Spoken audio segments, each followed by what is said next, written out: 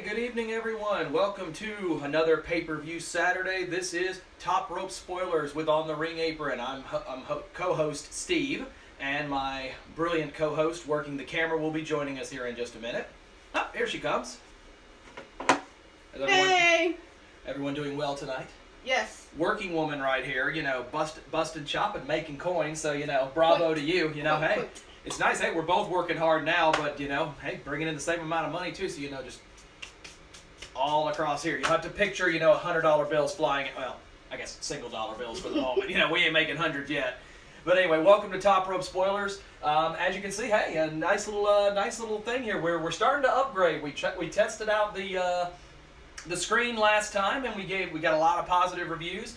And then something new that's been added is we actually have a new logo. More on that here in just a second. Yep. But of course, we're here to talk about the Elimination Chamber pay-per-view coming up tomorrow, exclusively on the WWE Network, hashtag WWE Chamber. A lot of good matches being set up on this card, and another fun pay-per-view getting ready to set up as we continue on the road to WrestleMania. And of course, where am I going to be at Work. the time? Yeah, and it's not at 7. It's going to be at 6 o'clock tomorrow. Yes, for those of you wondering why there was no reaction video, that's why, because the missus is at work, so we can either split screen one during a break, or you don't get one. Yeah. But that's the nature of the beast. Hey, and somebody wants to start paying us, $60,000-$70,000 to do this, we'll happily quit our jobs and we'll put out as much material as you guys like. But until that day comes, it's not going to happen. But anyway, before we get started, though, I do want to handle a little bit of business. As we mentioned earlier, we do have a new Top Rope Spoilers logo. It's far better than the just handwritten Top Rope Spoilers that we've had in previous ones.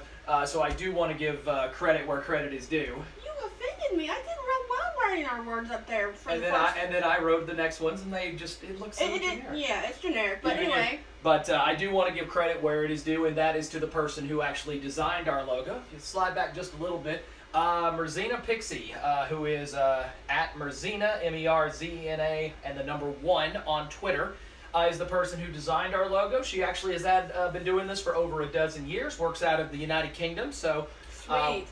Wanted to give a humongous shout out to her. We had a lot of people who wanted to put in for it, a lot of people who asked for the opportunity to be able to show it. We saw a lot of great material, and this is ultimately what we decided to go with. And so, a shout out to Merzina and to anyone that's watching that was, previously part of all of this as well. We do appreciate everyone who took the time to reach out to us about this. We have other shows that we're still looking into. I'm in the midst right now of getting an official trademark logo for Plate Exchange. More on that at the end of the show.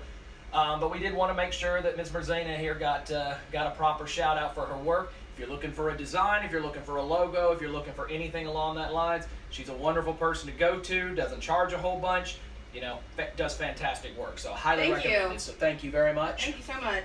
I wanted to make sure we got our shout out for the logo you guys are going to be seeing on the regular basis. But now that we've gotten that handled, let's move on to business. This is, of course, Elimination Chamber as we move into our official picks for the pay-per-view. But first, let's review where we're at for anybody who has not joined us ever before.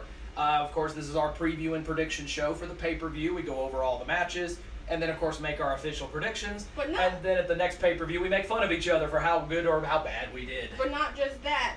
You wonder where our picks are coming from. We also give the explanation, letting you know why we picked who we picked. And I know Steve likes to throw in extra stipulations for bonus points, so be on the lookout for that. That's for us, but still. Absolutely. So, with our last pay-per-view, which, of course, was last Sunday, Vengeance Day for NXT, I pulled out a 4-win thing. The only one I missed was MSK winning the Dusty Classic for the men. Kia, slipped a little bit 2 and 3, but got a couple right. I think we both missed MSK if memory serves me. But the 2 we got different. I ended up nailing both of those. So I've got 70 wins for the year. You've got 68 right behind your little silhouette there. So with this and one more pay-per-view to go, Kia, you're down 2. So you gotta do a little bit of catch-up work in order to catch up with me if we're going to be there by the end of WrestleMania. Here's what's going to happen. We're going to get to WrestleMania. We're both going to be tied up again. So...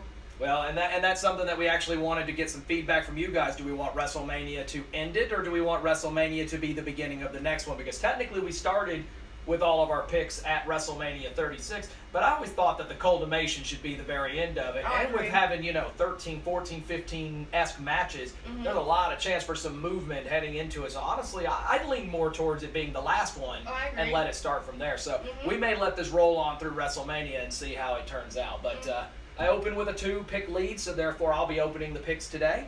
And we move on to Did you our... open last week? We did, but I'm currently ahead. You need the advantage of knowing who I picked so you can decide if you want to go different or not. Okay, fine. That's how you catch up or fall further behind. So we move into our first match of the night, and we're actually going to open with the Smackdown Elimination Chamber match. Now, the reason we're opening with this, and you wonder why we're maybe taking one of the main event matches, is because this is not for the Universal Championship. This is for the opportunity For that. for the Universal title against Roman Reigns later in the night. So technically the winner of this match, whoever somehow survives this, is going to have another match later that night, possibly right behind it, against Roman Reigns for the Universal title. Cesaro, Daniel Bryan, Kevin Owens, Jey Uso, Baron Corbin, or King Corbin, King Corbin. and Neckbeard over there, Sami Zayn, competing in the Smackdown Elimination Chamber. So hopefully he's gotten over the whole fact that he's not Intercontinental Champion, and he's looking forward to going towards getting Roman's title. What do you think? He's going to need an updated shirt? I am the WWE or Universal Champion, or... Yeah, anything to get him from, like, complaining, griping, and everything else about this IC title. Exactly. So you look at, the field that's out here, and of course the Elimination Chamber is obviously a beast of its own. You're looking at 5 tons of chain link fence, 2 tons of steel. Anybody who's been in it, and I don't think their storyline or talking or anything, they say it hurts to be in there. You go through an awful lot. That structure, from what I was told and what I've heard, changes you. It makes you either tougher or it makes you weaker. It actually is harder on your body than most people expect. So Well, having you and me both have the honor of actually having stepped inside the actual Elimination Chamber before at a meet and greet, it's definitely intimidating, and we're not getting thrown into anything or getting thrown off one of the pods or anything. So that's an insane feeling. But these 6 are obviously going to go in here. A couple of folks have been in the chamber before, including Daniel Bryan, a previous winner of an Elimination Chamber match a couple of years ago. Kevin Owens has appeared in a few. Jey Uso's been in 1 or 2. So it's, certainly a star-studded field with, of course, the ultimate goal being a Universal title shot later that night. Everyone has either had Roman Reigns in their crosshairs in some way, either being, directly against him, such as Kevin Owens or Cesaro, and then you look at people who have been by Roman's side, such as Jey Uso. Yeah. And Jey, of course, has not had qualms about the fact that if he ends up winning, he wants that Universal title, and he had a couple of shots at the middle of last year. So you look at a match like this, and with the idea of the chamber not really knowing the order of who's going to enter first, who's going to enter last, who do you feel has the advantage going into this, or who has the right mindset entering it? Here's the thing. Kevin Owens has been a thorn in his side. He has been a thorn in Roman's side. He's been a thorn in Jey's. And he's technically been a thorn in Paul's too, because they never know what he's going to do. And you have to think, Paul Heyman should always have the upper hand when it comes to everything WWE, everything SmackDown, everything Raw. Kevin Owens has been able to get around even Paul Heyman himself. Now, like you said, Jey has been by his side ever since, the middle of last year. So for all we know, Jey, he might want that title again. He's playing it off as if he's by Roman's side, but, for all we know, he could be against Roman in his mind to try to get that title off him, or he could be for it and, kind of go forward and say, even though I'm in this position, I'm still going to let him keep the title. We don't know. Daniel Bryan is likely a good competitor. He has come back off of a neck injury, which he literally has pushed and strived and everything else to get here and to stay here. So I feel like he'd be a good competitor. He'd be quick. He'd be fast. I think, honestly, even though he's a submission musician, like Shayna is, I feel like he could think on his feet and think quicker than Roman is imagining. Cesaro, we have underlooked him as well as the WWE, in my opinion. I'm just going to say for record, how Cesaro has not been a multiple-time world champion by this point is absolutely just absurd to me. That's why I said I feel like he's being overlooked or underappreciated, if not both. Now, King Corbin, I don't think they've done really much with him. No offense to, Baron Corbin. King Corbin hasn't had nothing really happen for him besides the whole king status, and it is what it is. To me, that's just the title until you can actually physically do something. And then when I say you, I mean you, not the minions, not your minions, not anybody else, you. Sami Zayn has come back, and in his mind, he never lost the title. So in his mind, I'm kind of hoping he gets over one in that IC title and one in the title that Roman is holding right now. So any of these right here could technically take the title from Roman.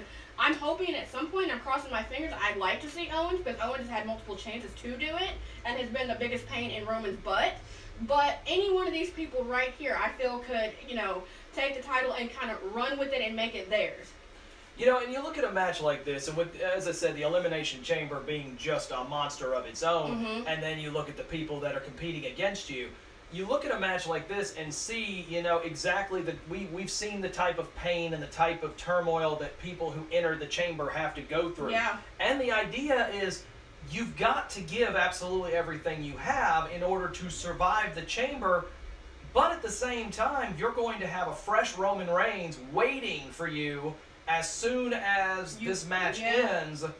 Because I have a feeling I don't think Roman's going to wait long to go ahead and use it. He's certainly not going to let whoever it is go to the back and rest up for 2 or 3 hours, before he comes out. That's smart on his part, too. Well, it is, and that's a brilliant play by Paul Heyman once again, using the litigation and a loophole of the rules to be able to get his client not only out of the chamber, but also significantly increasing his odds of retaining the Universal Championship that night. So, it almost feels like, regardless of who wins, it's going to be an uphill battle for whoever wins this to ultimately win the Universal Championship. But, somebody's got to ultimately, be able to win the match. And with me picking first, I look at all the competitors and, we also have to remember Edge is waiting and still waiting to make his pick. He's made it very clear he would love to face a Finn Balor. He would love to face a Drew McIntyre. But everything leans like he's going to pick the Universal title, whether it's Roman Reigns or whether it's one of these competitors. One match we said, and I'm curious to get the thoughts of our audience, is a match with Daniel Bryan. That'll be a hell of a match. Two people who in the last 3 years, three 3 years ago, both were told they would never step foot in a ring again.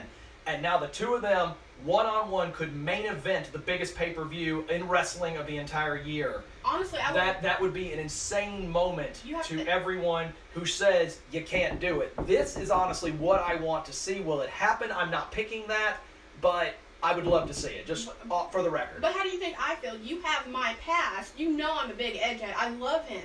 And you also have my future and the fact that they came back, both off of a neck injury, and he pushed, and you heard Edge when he was telling his story, he pushed, and they did everything they were supposed to, everything they could to get back, and it may be a big payoff if they get to the main event of WrestleMania. Honestly, I would love to see that. So, it does bring me to, my ultimate pick of this match, and, it has been a situation where, you brought up Kevin Owens, and he on multiple occasions has, for all intents and purposes, had Roman Reigns beat. Yeah, and then something happened to where he ultimately, ended up essentially getting screwed out of, winning the championship. So he goes in with certainly the mental edge. He's the person that has been really, a step ahead of Roman as well as his folks at almost every turn. Yeah. But with the Elimination Chamber being no disqualifications, no countouts, yes, he's the type of person who loves to be in that situation. I just feel like it's going to be a situation where Roman is going to inject himself in some way into this match, and he's going to make sure that if anyone wins this match, it's not Kevin Owens. Yeah. Obviously it's in his favor if someone like Jey Uso wins. I don't see Jey winning it. And honestly, when it comes to the other four, I could see, advantages of all. But I am going to take Cesaro to win this Elimination Chamber match. As I said already, it is a tragedy that this man in 10 years with WWE has not been a multiple-time WWE or Universal Champion by this point. It is absolutely insane. He is one of the most over people as a heel or as a face. Yeah, he's one of the most over people that you've got. He's got the talent, he's got the speed, he's got the power. Pound for pound, the strongest person in the business.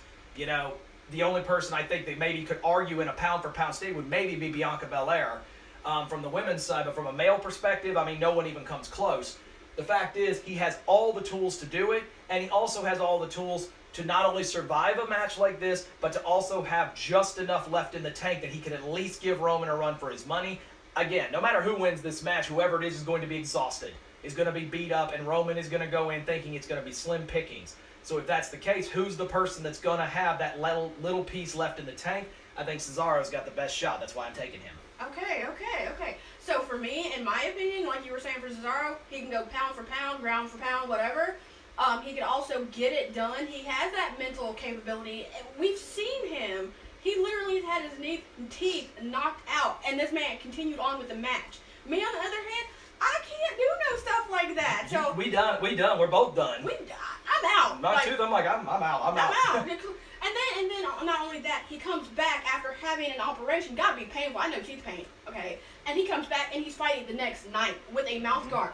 Bravo. But my pick, and the reason I say it's my pick, is because I feel like my pick can also do the same thing as your pick. My pick can go ground for pound, blow for blow. He's quick, he's fast. I believe he thinks on his feet like all the time. There's nothing he can't do. We saw him at WrestleMania have to go back to back in one match and then two matches and then just to win the title. DB is my pick for winning the whole entire thing. Yeah, and you're right, because of that WrestleMania, he wrestled 2 matches in a night. We've seen him go an hour plus in a pay-per-view at a Rumble match. So we know he's got the stamina. He does. And so he's definitely got the capacity to be able to last out a 30 or 35-minute match and then still, at least stamina-wise, still have something left in the tank. And that's why I'm picking him. Good pick. I have no objection to that. So I'm going Cesaro, you're going Daniel Bryan. Yep. All right, so remember those picks because it's going to come back up again later on in the show. But we'll move on to our next match, one that actually just got added to the card on Smackdown, and that is an impromptu match for the women's tag team titles that just got put in. I ain't even gonna lie. I was looking at the vignette earlier when you said something. She looks boss. All four of them are, but I'm sorry, the Sasha and Bianca ones are just... Yes, girl. Yes. I mean, for all the women out there. Close enough. But an impromptu match getting added just on this last Friday, yesterday on SmackDown, as the SmackDown Women's Champion Sasha Banks will team with her likely WrestleMania opponent and Royal Rumble winner Bianca Belair to take on the Women's Tag Team Champions of Nia Jax and Shayna Bazler. So, we've seen the story, a dozen times in the men's side, where the people who ultimately have a lot of respect for each other heading into what looks like that's going to be a WrestleMania clash between the two, all of a sudden team up and can win the tag team titles. Bianca and Sasha have teamed up, on a couple of occasions before, have seemingly done very well. Very well. And, it's not above them to be able to put their differences aside for a single night against a common opponent like Shayna and Nia. You also look at Shayna and Nia, who just recently won back the title, but all of a sudden, they're getting contenders from every direction. You've got Sasha and Bianca getting the first title shot, it appears. You've still got Raquel and Dakota, who just won the Women's Dusty Cup in NXT. They're due a title shot in 2 weeks. Don't forget Lana and Naomi. Lana and Naomi coming from Raw. They're owed a tag team title shot. So, there's no shortage of challengers. And you look at a match like this and realize that all of a sudden, with Sasha and Bianca as popular as they are, as well as the fact of what they're looking for heading into, likely a WrestleMania main event match against each other, you now all of a sudden face the prospect that you could win the tag team titles, and now all of a sudden you're going to end up on Raw facing Naomi and Lana, and you're going to end up on NXT facing Raquel and Dakota. But so it is what it is. But here's the thing: Sasha's already been in that boat. Her and Bayley, when they had the tag team titles, traveled from all brands and took on all comers who wanted to take them out. So Sasha's already, ready for this. Not saying that Bianca isn't, because I feel like she could do almost anything as well. But also, we have to thank Reginald for honestly this, because he came out and he had respect for Sasha after having, not beaten her, but fought her. And on top of that, Bianca made her presence known yesterday, too. So I want to thank him for that. And then, of course, you look at the other side. You look at Nia and Shayna Baszler. People don't like them, and they don't care. They have no qualms about having the entire locker room hating them on all three shows. They don't care.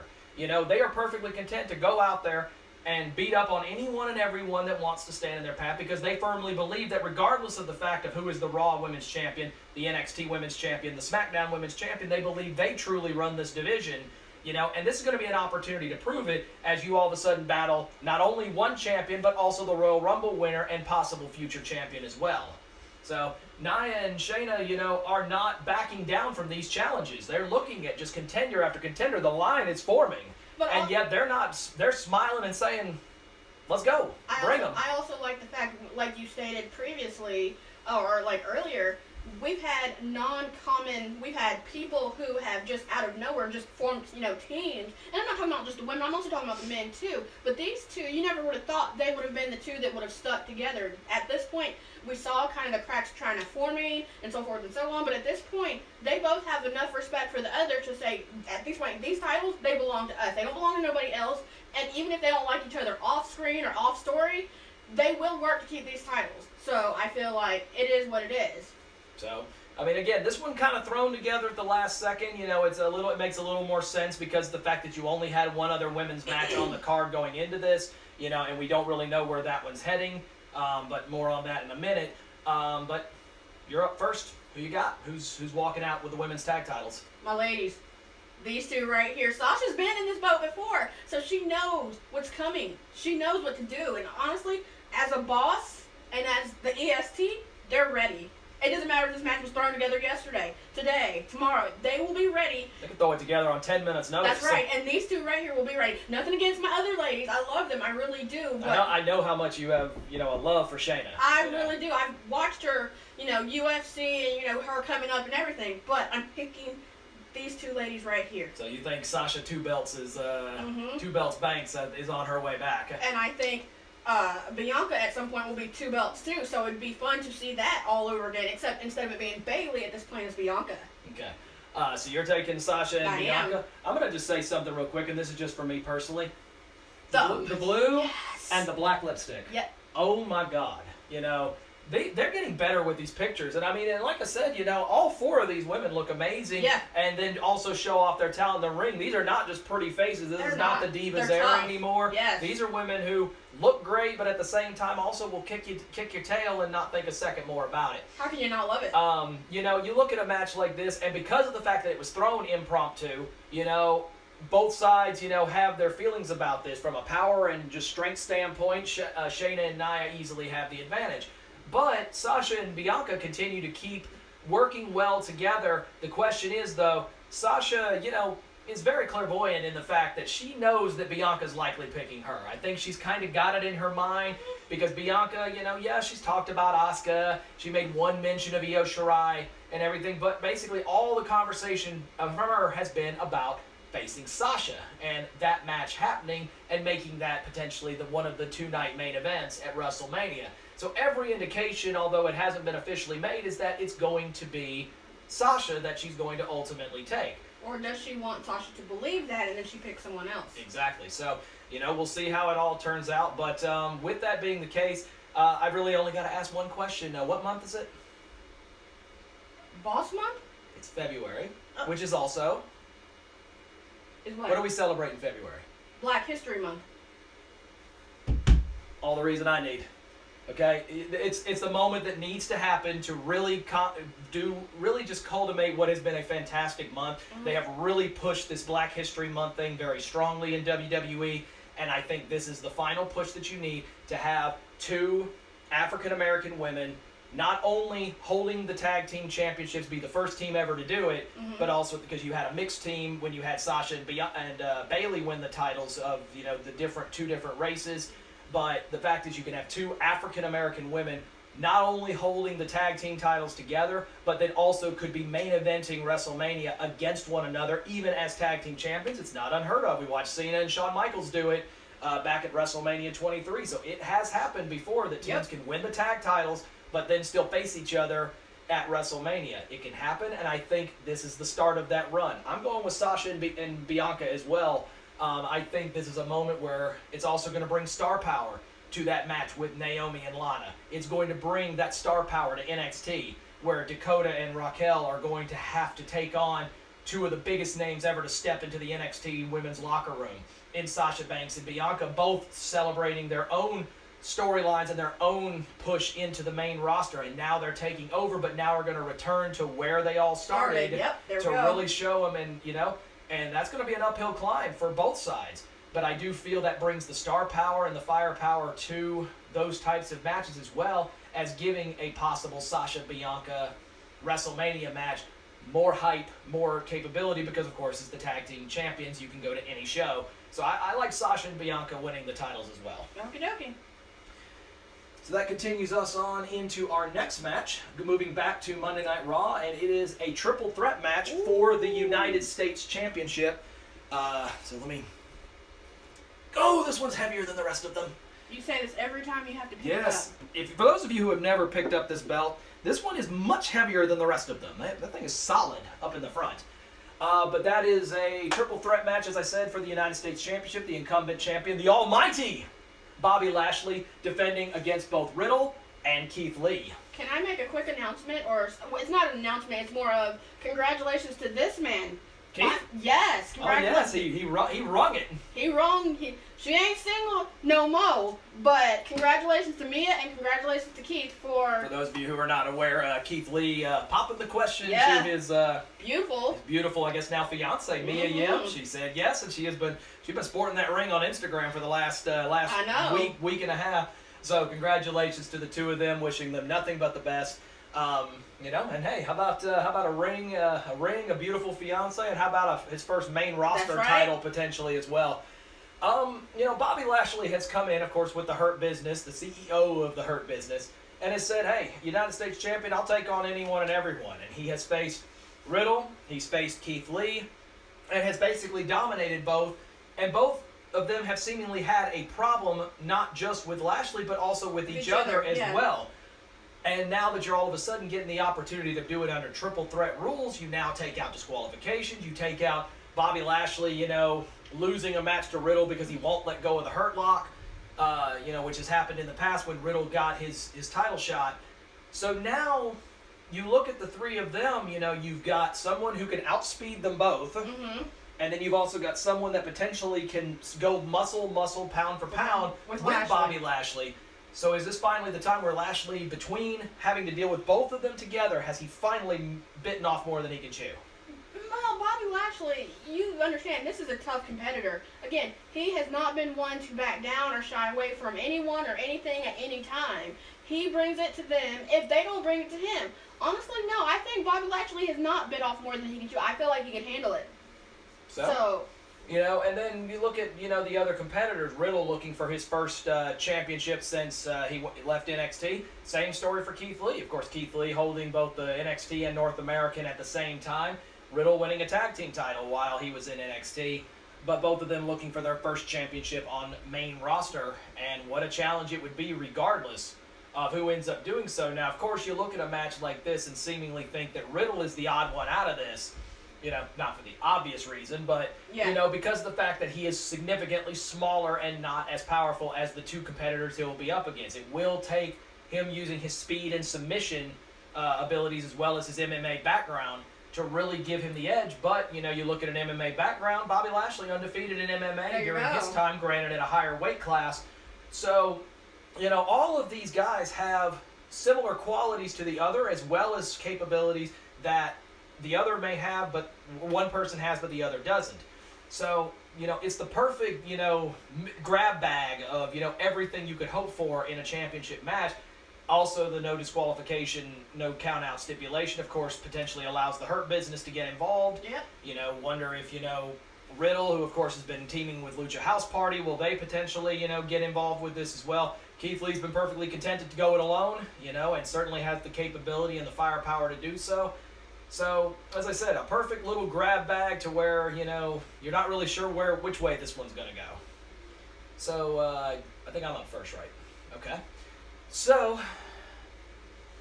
that's the thing. I really don't have much opinion on this one, because, I am a fan of Lashley because he's from Denver, and that's my hometown for those of you who don't know.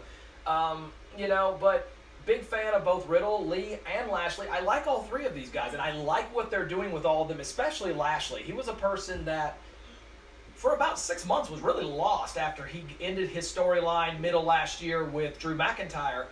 It seemed like they really didn't know what they were doing with him, and then teaming up with MVP, starting the Hurt Business, has really turned him into the powerhouse and the monster that you wanted him to be, and he has established himself very well as a great United States champion. But this is an opportunity for two people who are relatively new to the Raw roster. to be able to really shine and establish what they can do. At the end of the day, though, I do feel like Lashley's got the chomp as well as everything else, as well as that experience factor of being the champion. He finds a way to get it done, likely at Riddle's expense. I like Lashley retaining. I would have thought that too going into this match, and there's nothing against Lashley or whatnot. Because again, he's when people have come for him, he said, okay, fine, we'll do this. I got this. And it's not, he's gone in alone. He can go in with the Hurt Business. He can go in with the MVP. But in my opinion, I honestly like the fact that Keith, can pound for pound take both of them out and do his worst, because he's looking for, I feel like he's looking for a title. Who best than to go against his, former, I guess, best friend, Riddle, and his Bobby Lashley. So I feel like as much as I want Lashley to retain, I think Keith has something up his sleeve that he's not telling anybody. So I'm pulling for Keith Lee. Right. To win the whole thing, hands down. There's still been a lot of rumor as well and a lot of talks about potentially having Keith Lee join the Hurt Business. If you all of a sudden have a powerhouse team of Keith Lee and Bobby Lashley on the same team now, that's a frightening prospect for anybody. But does it happen if he wins this United States Championship? That's exactly it. So, be interesting to see how it turns out. So I've got Lashley and you've got Keith Lee winning his first title. Sorry, Riddle.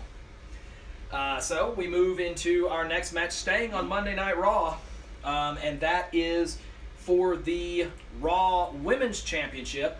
And I know that a lot of you are potentially questioning this one, but as of the recording of this show, which is live at 7:30 on Saturday night, so less than 24 hours before, this match is still officially on the card.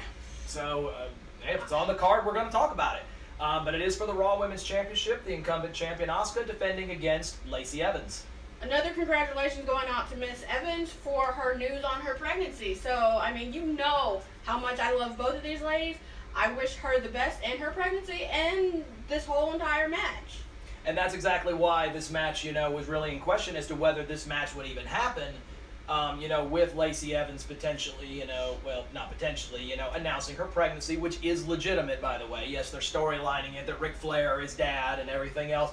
But the reality is, she is pregnant in real life, a couple of months in. Wouldn't be the first woman to wrestle pregnant. Becky Lynch famously did it this past WrestleMania, defending her title against Shayna before eventually bowing out to go be a mom for a little while. Isn't it kind of ironic that, Becky Lynch bowed out and Lacey Evans might have to do the same thing? Exactly. So, you look at a match like this, and of course, due to the fact that, we officially know that Lacey is pregnant, I fully see a swerve here. If the match does happen, it's not going to last long. No. They're going to set up some kind of swerve. Of course, the storyline being that Lacey has been teaming with Ric Flair, and Ric Flair has been behind Lacey the entire way, regardless of, his personal reasons backstage, to which we won't go into that because it's a family show. But Charlotte, of course, Ric's daughter, has had a very large problem with this, and especially finding out that Lacey is pregnant and their, storyline making it that Ric is the dad, is not settling well with Charlotte. So this could definitely be something to where this match very well may not happen at all. But let's assume it does. If it happens, and if it happens at all, I feel like someone's going to run interference, either Ric and helping Lacey. But think about it like this: who was Asuka's tag team partner? That would be Charlotte. I feel like Ric might be in Lacey's corner, but I feel like Charlotte might be in her corner and Asuka's corner too. Also understanding who was the one that cost them the tag titles. Also, it was Lacey. Yeah. So you have to think about that whole entire storyline and how it's going to play out. Well, I'm going to be the one who's going to, kind of take a different path here when I make my pick. But Asuka, just speaking on the matter of, who has been carrying this Raw division for the seemingly this last year, ever since Becky Lynch bowed out to go be a mom herself, it's been Asuka. Yeah. She has been the one that has carried the torch for the Raw Women's Championship, only a couple of weeks without it. During a brief period of time when Sasha had it along with the tag titles. She eventually wins it back, and now you look at Asuka, who just continues to keep running the division, but something you and I talked about off camera before, so I guess we'll talk about it on camera now. What? How many times have we seen Asuka get within a couple of weeks of WrestleMania as champion, and then they yank the title off her at the last second? I don't know what the reasoning is, but of course she famously lost her streak to Charlotte when she won the Royal Rumble. and then, of course, had the title taken off of her just days before the main event of WrestleMania 35. So that way, eventually we could create Becky 2 belts. An infamous moment, but ultimately it was Asuka that paid the price because, well, not only did she lose her championship match at WrestleMania, she didn't even make the main card that night. She ended up on the pre-show in a battle royal that she didn't win. So, Asuka's been the person that has done absolutely everything the company has asked of her. And it seems like as you close it on WrestleMania, she always gets the shaft. I hope that it's not this time. I hope it doesn't happen this go round, but who knows? But, as I said, again, the match is still on the card. So, therefore, we're going to still make a prediction. If it doesn't happen, then we just don't get a point for it either way. But you're up first. If the match does take place and we do have a winner, who you got? I mean, it's nothing against Asuka. You know how much I love her, but I also love Lacey too. I feel like the whole Ric Flair, Lacey Evans storyline is going to play a part. I also feel like the Charlotte, the whole thing with Charlotte's going to play a part. Is Charlotte going to help or hurt Asuka? But we already know Ric Flair is going to help Lacey every step of the way. I feel like the dirtiest player in the game has not only taught his daughter the dirtiest tricks in the book, but I feel like he's teaching Lacey. Yeah, he is, isn't he? And in an underlining way, I feel like Ric Flair is going to play a part in Lacey winning the title. And as much as I hate to say that for Asuka, because we just stated that, closer we get to WrestleMania, she somehow loses her title every time, I don't think it's going to be no different. And it's nothing against her. She's an awesome competitor. She does everything she's supposed to. But I think Ric's going to help Lacey in getting the title. Even if Lacey holds it for no more than, a few minutes, maybe a week, I think it's going to be her, Lacey. So you have Lacey winning the title as well. Yes. I see. So, I'm going a similar direction with this. I do think Lacey wins, but I think Lacey's going to win by disqualification. Because I do believe that Charlotte is going to ultimately get involved. But unless you're going to use Lacey winning the title to immediately turn around and swerve, the return maybe of Becky Lynch or the return, let's say, of Ronda Rousey, or possibly, you have Lacey win it so that way Charlotte can take it. Yeah, exactly. That's the only way I can see it, because obviously you can't have Lacey hold the title for long if you decide you're going to make this turn. Mm-hmm. But also, there's only one pay-per-view between now and WrestleMania, and you've got to start lining up who you want as your main event when it comes to the Raw Women's Championship.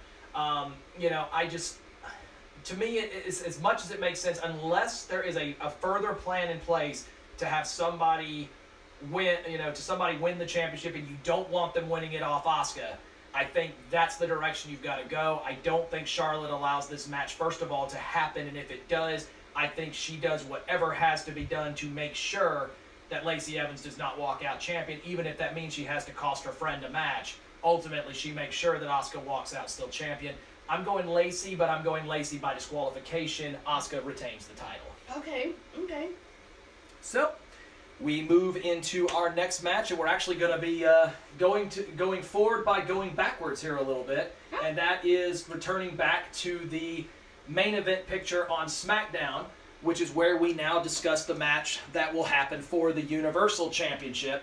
As we talked about earlier, we discussed the Elimination Chamber and discussed our picks for that particular match, but now we have to discuss the match that happens as a result of it, which is the winner of the Elimination Chamber that we talked about earlier, facing the head of the table, the Tribal Chief, Roman Reigns, for the Universal Championship. To all the ladies out there, I know y'all have had to see this picture with him doing push-ups shirtless. Please tell me you have, and I'm not the only one. Sit your thirsty butts down, jeez. I'm drinking all that water right there. For those of you, drink of water. Go look at Dakota Kai's Bust It challenge.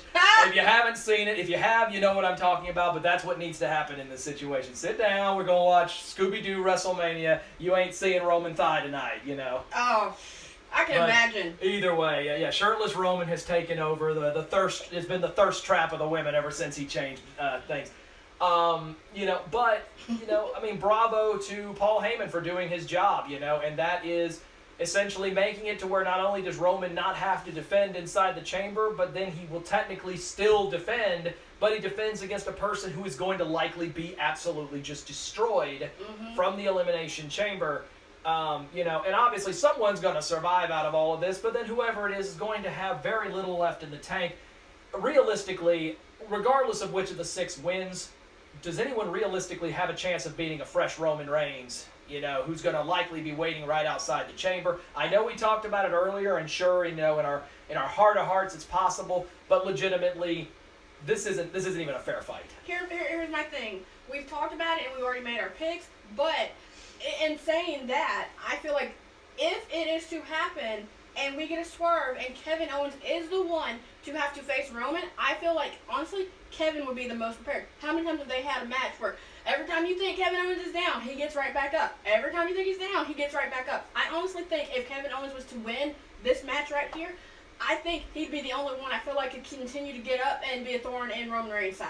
Right. Or excuse me, Tribal Chief, not mine. And of course, you know, we already mentioned, of course, made our picks, and neither of us took Kevin Owens, you know, to win this match.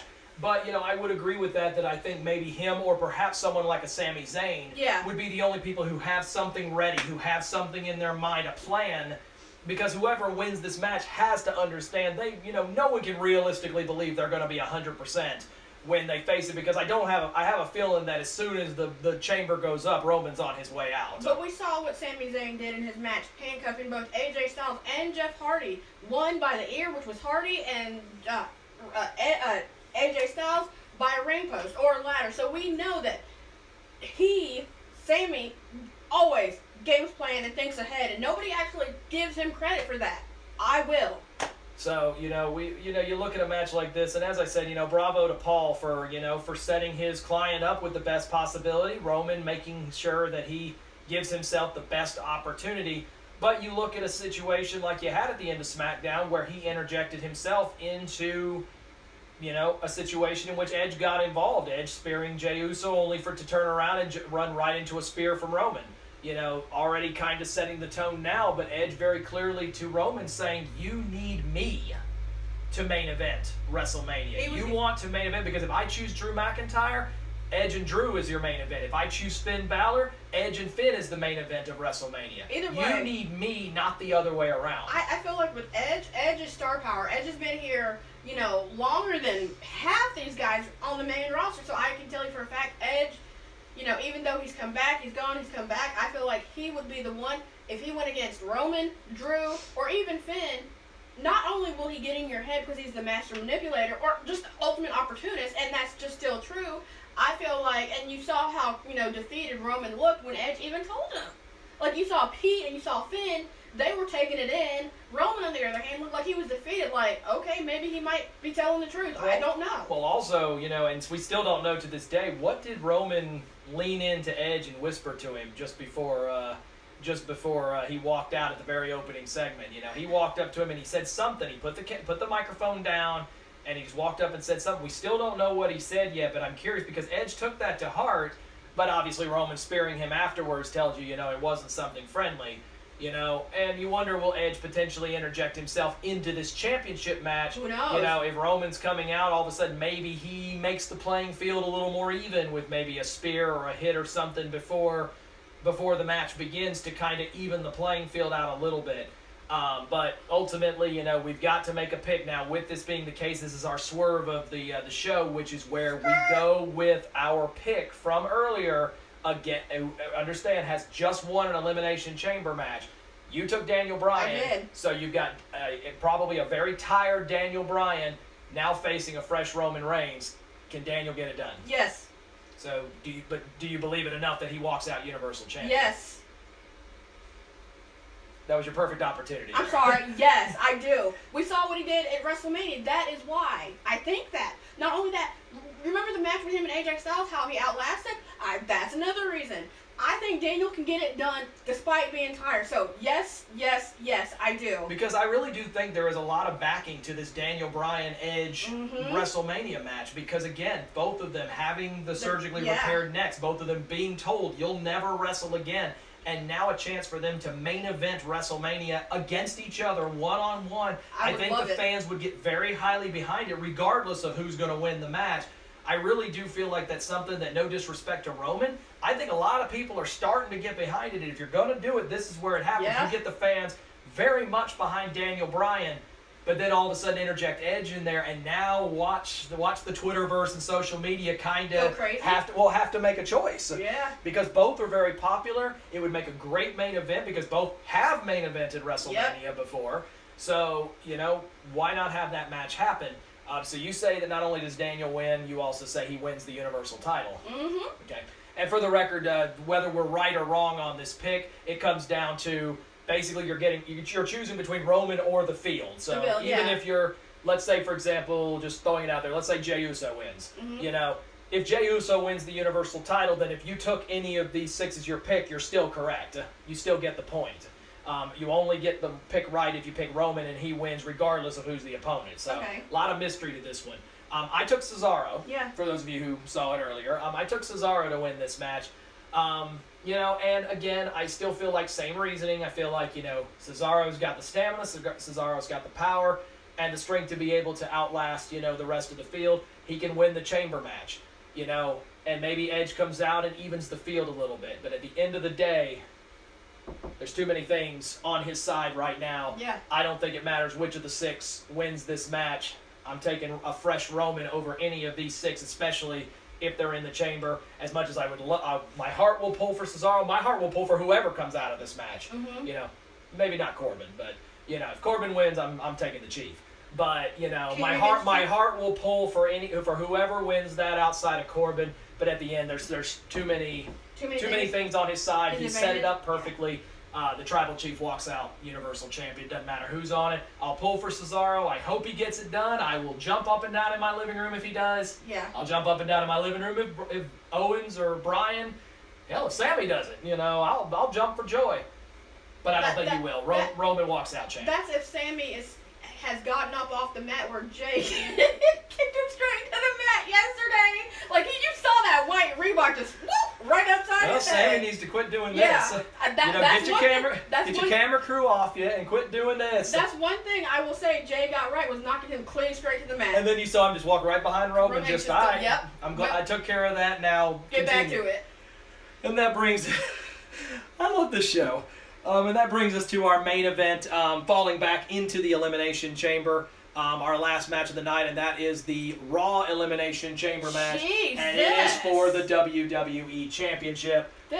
And what a star-studded field. The whole concept behind the WWE title match is all people must be former WWE champions in order to be a part of this. So, this will be the biggest challenge that Drew McIntyre has had up to this point, as every single person in here has at one point in their career been WWE champion. With the most recent being Kofi, right? The most recent will be Randy Orton. Okay. Because he beat Sorry. Drew himself to do it. Yeah, my bad. But, you look at all things considered, and everybody's been champion within the last 2 or 3 years with the exception of Jeff Hardy. Jeff Hardy, you got to go back almost a decade to get his WWE title run, but all have been former champions before. But it's Drew McIntyre defending the championship against Kofi Kingston, maybe Kofi Mania 2. Let's see if we can get another run. His former best friend, now turned bitter enemy Sheamus, the Viper Randy Orton, the phenomenal AJ Styles, and the charismatic enigma in Jeff Hardy. Yeah. Elimination Chamber, last man standing wins. The only thing we know 100%, Sheamus has already earned the right to enter the chamber last. So therefore, he will actually be the one who gets to stand in this pod for about 20 minutes while everybody else beats each other up, maybe a few eliminations before he ever enters. Clearly has the advantage. He won the gauntlet. Therefore, he's the one who gets to enter the chamber last. Can I make one comment as a cosmetologist? Sure. Towards Sheamus. Thank goodness this whole braided thing that was what he was doing. He said, thank goodness that phase is past. That was a coming and a going by. I like how he shifts from like bar drunk Sheamus to fighting Sheamus in seemingly overnight. Yeah. Or over a couple of segments. But you look at this match, all former WWE champions, all 6 people capable of main eventing WrestleMania. Of course, again, we assume that Edge is going to take Roman Reigns, but there's no 100% on this. Edge is going to, I'm sure, be watching this match very closely. We know that Edge has had a personal issue with Randy Orton. Yeah. Edge, of course, has said in his own mind that facing AJ Styles would be a dream match. Yeah. Something that I think a lot of people thought would never happen. Edge and Jeff Hardy, rivalries galore during their younger years. How about them main eventing WrestleMania together? and then Sheamus, and then of course, the backing of Kofi Kingston getting his way into it when the former champion, The Miz, chose to back out of his spot and wanted to give it to John Morrison, but The Miz losing a match on Monday to Kofi Kingston. As a result, Kofi gets the spot instead of John Morrison. Morrison, of course, not a former champion, but The Miz using things. And remember, Miz holding Money in the Bank, and whoever walks out of here, is going to be pretty exhausted. So, maybe Miz doing that for a reason, to cash in on the Chamber winner at the end. But, calling a spade here, Drew's been the fighting champion every step of the way. Yeah. He had one small slip in the summer, late part of the summer, against Randy Orton. He corrected it a couple of weeks later. Outside of that, though, he's been the champ of champs this entire year and has been the one that has been carrying the company for the last couple of months. Can he survive out the Chamber, his biggest challenge up to this point against 5 former champions, to get himself to WrestleMania? Can I go ahead and go on notice saying thank you for telling me like one of my birthday surprises? I know you, and I know you got one of my items already, or you bought it, but I know you'll probably... Well, I had to tell you because I wanted to make sure you didn't go buy it. Well, we talked about this. You got money now. Here's the thing. I didn't even know you had a book out. I'm just going to be honest. I didn't even know. And as much He's as been working on that for a few months now. As much as I love him, I didn't know. So if you would have surprised me with it, which, and if you don't know what we're talking about, it's Drew McIntyre's book. Drew has a book that he's been writing for himself. It comes out in early May. He has an audio book on Amazon. So if you want to listen to Drew's accent as he tells his story. Is he going to be the one telling it? Because I won't listen. Yeah, he's the one reciting it and everything. Oh, good. So maybe if I got the book, I can listen to it in the car while yours is playing. Mm-hmm. So, but that's what we're referring to is Drew McIntyre telling his story of, his original run as the chosen one, but then having to fall from grace and having to kind of reset himself and having to work his way back up through the good graces and the rankings, then having to go through NXT, work his way up there and earn the trust and respect to be able to call himself WWE champion, to get what honestly he felt was owed to him maybe a decade ago, but now he had to go back out there and he had to make something of himself, and now I believe in his mind, I think he feels like the journey was worth it. Yeah, it because was. he had to just get past this mindset of, I'm owed this and now I earned it, regardless of your personal feelings of Drew. But, returning to the match here again, the whole Elimination Chamber concept, several people in this match are familiar with the Chamber. Kofi's been in it. In fact, actually all 6 have been in the Chamber before. So I had to think about it for just a minute there. I had to think of McIntyre and I had to think of Hardy, both for just a quick second. But all 6 have been in the Chamber before, so they know what it entails. They know the kind of pain and they know the kind of strength. But all of them having also been WWE champion before, they know what it feels like, especially this close to WrestleMania, and knowing that both Edge and potentially The Miz are both sitting there waiting, the bullseye's going to be squarely on you. But walking into Mania as the WWE champion is considered one of the highest honors. Of course, walking out of it is a much bigger deal. Yeah. So, just initial thoughts right off the bat. Where do you see this one heading? So did you forget our other little person that is, waiting in the wings? Our little 2-year-old who's waiting for everybody to be exhausted, waiting for everybody to be tired. Every day I grow stronger and you grow older and weaker. He's gonna get to the Miz. He's gonna get to everybody. And he might be the one walking out with the title. But I love all 6 across the board for various reasons. You have to understand this match to me is. I'm gonna be honest, I haven't even seen any of the big nets. The only one I think I saw was the Shayna, Nia, and the Sasha and Bianca. That was the only one I saw up until tonight. So, honestly, when I say what I say, when you put this video up, I'm surprised that this match has so much star power. So much. Which is why we've said it as the main event, because I really do feel this is the one that main events. Of course, you also open up the door of a number of possibilities, issues with Alexa, issues with The Fiend. Yep. You look at Miz potentially cashing in when all's said and done. We've had an Elimination Chamber match that ended a pay-per-view in which, of course, the infamous one, Edge cashing in on John Cena to end a pay-per-view. But you also have issues with 2 former best friends who are now 2 enemies at this point. So, and then Jeff Hardy, I don't think has a problem with anybody across this. I don't think. You look at any of them. You look at all 6 names that you have here. Any of them would bring star power as the WWE champion heading into WrestleMania. So, you look at everything involved, you look at all considerations, the chamber, of course, playing a role, no disqualifications, no countouts, people can get involved if they can get in. So, therein lies kind of the fun. So, you look at everything involved, I go first on this one to kind of wrap things up. And man, this is the one that I truly just went into this show tonight not really knowing who I was going to pick because I kind of just was going to go on a gut feeling when it happened. But, and I'm still kind of just picking with my gut here, and it's going to seem like I'm not because I'm kind of taking the cop-out pick here. But I'm actually going to take Drew McIntyre to retain. I think somehow, some way, he has faced every challenge that has been put in front of him. He has faced every name that has been put in his path. He has found a way to get it done. If there was ever a time to take the title off of Drew, this is the way to do it without making him look weak in any way because, look at the star power you're facing. Even Drew could lose a match like this, and no one's going to think any less of him for losing a match like this. But I truly feel like he has found a way throughout the last year. He has earned the right to go back to WrestleMania as the WWE champion. I feel like, Alexa or The Fiend is going to be why he's going to go out, and then just amidst everything else, Kofi being added in so late, I feel like it's just not meant for him to be there. Honestly, I probably see Sheamus and Drew being the final two, or Orton's, sitting there waiting after Sheamus gets eliminated. But I just feel like it's that moment where Drew takes that last final step and makes him look like the unstoppable champion that he's been virtually all year with the exception of the one Hell in a Cell slip against Orton, where I think this kind of finalizes that run. You're also going to see probably a number of WrestleMania matches get created because of the end results of this match, because I think if The Fiend gets involved, I think you finalize his match with Orton. You possibly set up maybe like Jeff Hardy and AJ Styles potentially facing each other, or maybe Kofi Kingston being involved. You set up Sheamus and Drew.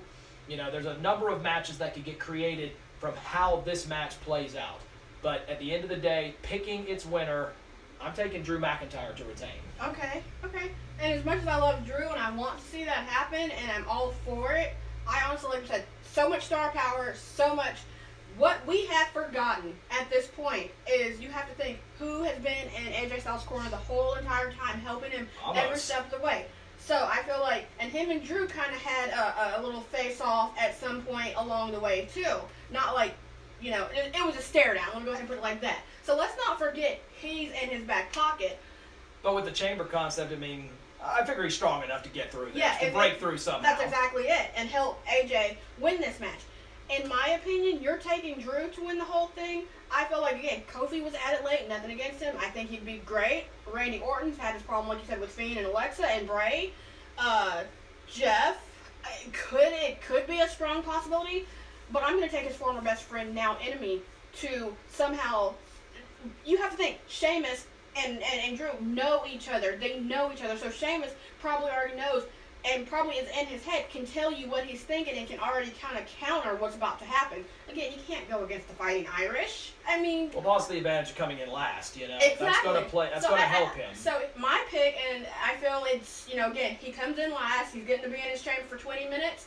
It's going to be Sheamus. Nothing against Drew. I believe Sheamus is going to walk away, and I feel like he technically, the way he is and the way he holds on to his titles and he, actually cherishes them, I feel like he might be the one walking into Mania with that title on his shoulder or around his waist. And no, there's no disrespect. Sheamus going in as champion against Drew, trying to win back the title he lost. I don't have a problem with that, and I really don't think a lot of people would either. You're giving them essentially a month plus to, prep up a good story for that, heading into Mania. Best friends now turn bitter enemies because of a championship. That's not a bad way to go. But also, so I'm okay with it. If that is the case, I think Edge honestly is still, if he wants Drew, but know that Drew probably has lost his title, I think he's prepared. I know Edge is prepared for Orton. They've been together and separate, and so I think if that's the case, I think Edge would already know what Randy Orton is planning before he even knows. And again, we've also mentioned The Miz as well. You know, Yeah. The Miz specifically taking himself out of this match To put- because he knows that whoever walks out of this match is going to be exhausted. Yeah. If there was ever a time for Miz to use Money in the Bank, it'd be as soon as this match is over, if it's Exactly. right. And, you know, and maybe that's a situation where Drew, you know, beats Sheamus right at the end. Sheamus lays him out a couple of times, and then Miz comes out and wins the title. Yeah. You know, it's possible. So if there was ever a time for Miz to use it, it's right after a match like this. But you're taking Sheamus, I'm taking Sheamus. Drew. Yeah. So, you know, how do you think we did? Get them right? Get them wrong? How do you feel we did? But that is our show for this evening. You know, first of all, again, thank you to you know, our wonderful new logo, you know, and everything else, and the nice people who put that up. I'm gonna end the show by returning back to the screen that she was on, so that way we can give her one more shout out on our show as Kia goes through her final segment. But Elimination Chamber tomorrow night, you know, starts at 7 Eastern, 6 o'clock, 6 or 6:30 will be the pre-show. I'm sure there'll be a match in there somewhere, or maybe one of these might very well be the pre-show match. But a lot of good matches, and you know, this is kind of the one that sets the tone for WrestleMania. There's technically still one pay-per-view to go. We got Fastlane in a few weeks, but you know, this is kind of the one that sets the tone. So we'll see if it continues to play out. But Kia, we'll let you do the exit. I'm going to back up the screen here real quick to give our but there's my computer background. Nope, never mind that. Anyway, so we'll go ahead and go here one more time. Apparently it's not going to work, so that's okay. Anyway, you know, what I'll do is I'll put a post out there with her information again. But Kia, go ahead, take us home. It's not really much to say. Hope everybody enjoys Elimination Chamber. Tell us who you picked, why you picked them, and, you know, kind of do your own little top rope spoilers for yourself. So with that being said, hope everyone enjoys it. I love you all, and have a good night.